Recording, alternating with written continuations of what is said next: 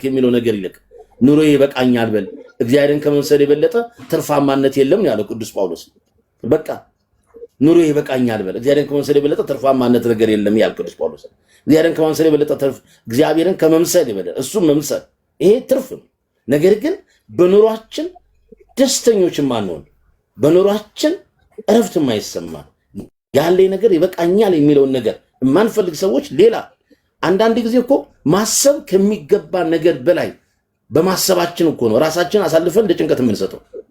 ሰው ማሰብ አይምሮ ተሰጥቶታል፣ ያስባል፣ ያሰላስላል ነገሮቹን። ነገር ግን ማሰብ ከሚገባን በላይ ማለት ነው ማሰብ ከሚገባን በላይ ኦቨር የሆነ ከአይምሮአችን በላይ የሆነ ሐሳብ ውስጥ በከንቱ እንገባና ራሳችን ለጭንቀት እንዳረጋለን። ያኮ ነገሮች ሁሉ ግን በጊዜው ጊዜ እንደሚከናወኑ ብናምን የሚያስጨንቃችሁ ሁሉ በእርሱ ላይ ጣሉ እርሱ ስለእናንተ ያስባልና ያለው ሐዋርያው። በእርሱ ላይ ጣሉ። ነብዩ እግዚአብሔር ልበ አምላክ ቅዱስ ዳዊትም ግድፍ ሊላክል አለ እግዚአብሔር ሐሳብን ሁሉ በእርሱ ላይ ጣል እኮ ነው የሚለው። በቃ ራሱ እግዚአብሔር ይመራሃል። ራሱ እግዚአብሔር ነገሮቻችሁን ሁሉ ያከናውናል። ስለዚህ በሶስት መሰረታዊ ነገሮች ላስቀምጥላችሁ ብያለሁ። የሰው ልጅ ክብር እንግዲህ ምንድነው ማስቀምጡ? ይሄንን ራስን የማጥፋቱ ተመለከተ ሶስት መሰረታዊ ነገሮች የሰው ልጅ ክብሩን ማየት አለበት። መጀመሪያ መልክዓ እግዚአብሔር እኮ የእግዚአብሔር መልክና አምሳል ያለበት ክቡር ፍጥረት ነው። በኦርቶዶክሳዊ ትምህርት ውስጥ እንግዲህ ይሄንን ስንመለከት ራስን ማጥፋት መለኮታዊ መልክን ማጥፋት ነው፣ ማበላሸት ነው። ስጋ የነፍስ ማደሪያ፣ ነፍስ ደግሞ የእግዚአብሔር እስትንፋስ በመሆኗ ግለሰቡ በራሱ ላይ የሚወስደው እርምጃ በእግዚአብሔር የፈጠራ ስራ ላይ እንደ መቃወም ተብሎ ተደርጎ ይወሰዳል። ለዚህ አንድ ምሳሌ እንውሰድ። የይሁዳና የጴጥሮስን ልዩነት ከተስፋ አንጻር እስኪ እንውሰድ።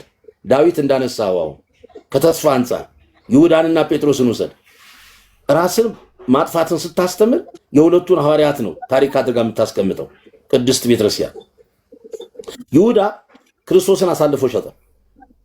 ይሄን በማድረጉ ተጸጸተ። ወዲያው ደግሞ ምን አደረገ? ተስፋ ቆረጠ።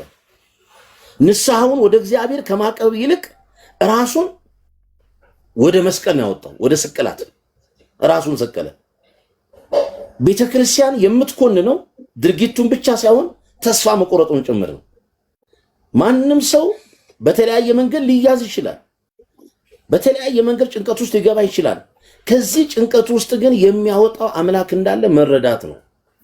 እኛ ግን ወዲያው በሚደርስብንና በሚሆንብን ነገር ብቻ ተጨንቀን ራሳችንን ለጭንቀቱ ሙርኮ አድርገን ከሰጠን ጠላትም በዚያ መንገድ ይገባና ያንን ያከብደዋል። ከዚያስ በኋላ በቃ ማምለጫ የለህም ይትወጣለህ ይላል። ያኔ ነው አየህ ጠላት በአንተ ላይ የሚነግሰው ያኔ ነው። ነገር ግን ቀደም ወንድማችን መጋቢ ሚስጥር እንዳስቀመጡት ሰው ከራሱ በራሱ የሚናገረው ነገር አለ፣ እግዚአብሔር ራሱ የሚናገር፣ ሰይጣን ደግሞ የሚናገረው ነገር አለ።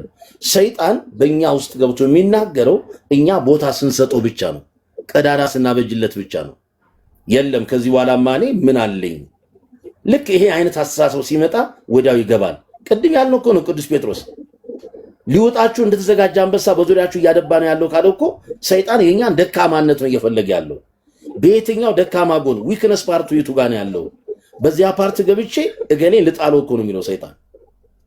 ቶሎ ብለን ግን መንቃት መቻል አለብን ነው። የለም ይሄ ያልፋል።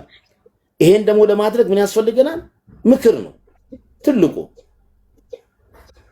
ምክር ነው።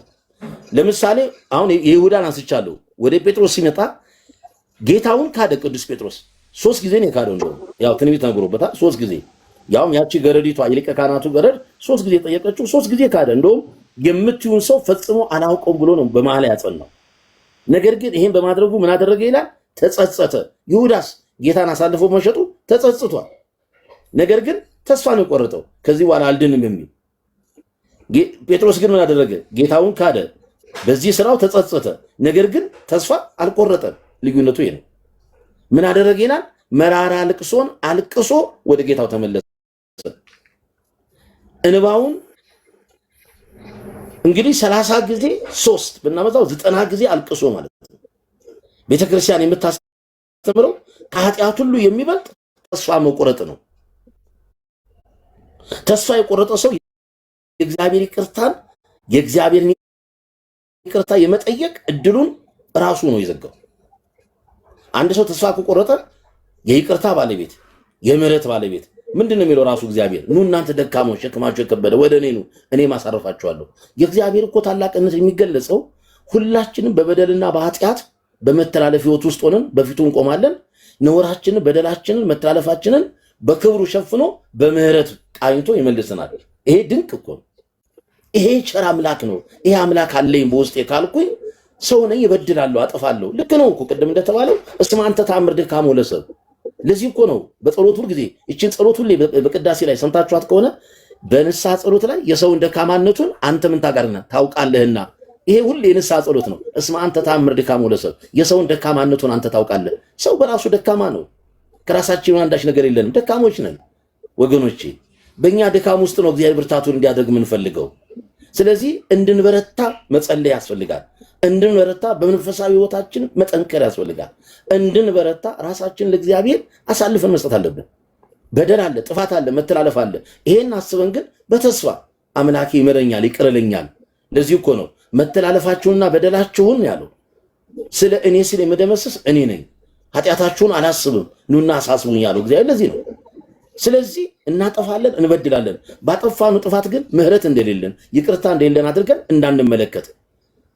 ልክ ጴጥሮስ በደለ ክርስቶስን ያክል ከዓለም ለይቶ የመረጠውን አምላኩን የራሱ ምርጥቅ ያደረገውን የዓለም ብርሃን ሁን ያለውን ሊቀ ሐዋርያት ያለውን እንዴ መድኃኔዓለም ክርስቶስን እኮ ነው አላውቀውም ያለው። ወዲያው ግን ተጸጸተ፣ ንስሐ ገባ፣ አለቀሰ እኮ ነው። ወዲያው ምህረቱን አገኘ። ተስፋ የቆረጠ ሰው ሁል ጊዜ የእግዚአብሔርን ይቅርታ የመጠየቅ እድሉን በራሱ ነው የዘጋው። በሶስተኛ መንገድ የምንመለከተው ምንድነው? ህይወት ጸጋ እንጂ መብት አይደለችም። መጋቢ ሚስጥርዬ እንግዲህ ሁሉም ሊሰሙት የሚገባው ህይወት ጸጋ እንጂ መብት አይደለችም። መብት አይደለችም። በዘመናዊው ዓለም በራሴ ህይወት ላይ የመወሰን መብት አለኝ። በሴኩላሪዝሙ ዓለም ይኸው ታውቁታላችሁ እንግዲህ ያላችሁበትም ዓለም ነው። በዘመናዊው ዓለም አስተሳሰብ ሰው በራሱ ህይወት ላይ የመወሰን መብት አለኝ ይላል። ቤተክርስቲያን ግን ህይወትን እንደ አደራ ነው የምታየው። የማጥፋት መብት አለው። የመወሰን መብት አለኝ ተብሎ ቢታሰብም ቤተክርስቲያናችን ግን መጽሐፍ ቅዱስን መሰረት አድርጋ ህይወትን እንደ አደራ ነው የምታየው። አደራ የተቀበለውን ዕቃ አንድ ሰው ማጥፋት መብት እንደሌለው ሁሉ ሰውም አደራ የተቀበለውን ህይወት የማጥፋት መብት የለውም። መከራ ይኖራል፣ ስቃይ ይኖራል። ልዩ ልዩ ስቃይ አለ፣ ልዩ ልዩ መከራ አለ፣ ልዩ ልዩ ፈተና አለ። ያ መከራ፣ ያ ስቃይ፣ ያ የሚደርስብን ልዩ ልዩ ፈተና ሰው እኮ በልቶም ጠጥቶም እንደፈለገ ሆኖ ከስቃይ አይወጣም፣ ከመከራ አይወጣም፣ ከፈተና አይወጣም። ዛሬ ዓለማችን ባለጸጋውም ይፈተናል፣ ድሃውም ይፈተናል።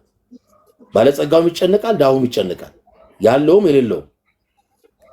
ያ መከራ፣ ያ ፈተና፣ ያ ስቃይ ግን ለትዕግስትና ለክብር እንዲሆን ማንን ማየት አለብን? በመከራ ውስጥ ያለፈውን በአንድ ጀንበር ኢዮብን ማየት አለብን። አዎ ህይወትን ለመተው ምክንያት እንዲሆን አይፈቀድም። መከራ አለ፣ ስቃይ አለ፣ ጭንቀት አለ። ይሄ ሁሉ ነገር ቢደራረብ ህይወትን ለመተው አይደለም እንዴ። ኢዮብ እኮ የሚወዳት ሚስቱ እንኳን ምንድን ነው ያለችው? ኢዮብ የሚወዳት ሚስቱ ምንድን ነው ያለችው? እንዲህ የሚያደርገንና እያደረገ ያለን አምላክ አንድ ቃል ተናገረውና ሙት አለችው። ምን ነበር ያለው ኢዮብ? እስከ ዛሬ ድረስ በጎን ነገር ሲያደርግልን በምስጋና በጸጋ ተቀብለናል።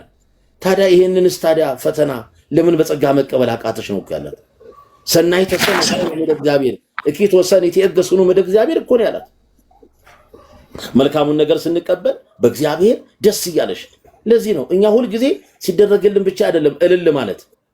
ለዚህ ነው ሐዋርያው ቅዱስ ጳውሎስ አይኩትዎ ለእግዚአብሔር አብ በእንተ ሁሉ ግብር ያለው፣ እግዚአብሔርን በሁሉ አመስግኑ ይላል። አያችሁ ክርስቲያኖች ወገኖቼ፣ እግዚአብሔርን በሁሉ አመስግኑ ምን ማለት ነው? ስታጡም ስታገኙ፣ ስትራቡም ስትጠጉ፣ ስትደህዩም ስትበለጽጉ፣ በህመምም በጤናችሁም ሰዓት ላይ፣ በሞትም በህይወትም። ዛሬ እኮ የነሊቀ ሰማዕታት ቅዱስ ጊዮርጊስ ህይወት የሚያስተምረን ይሄንን ነው።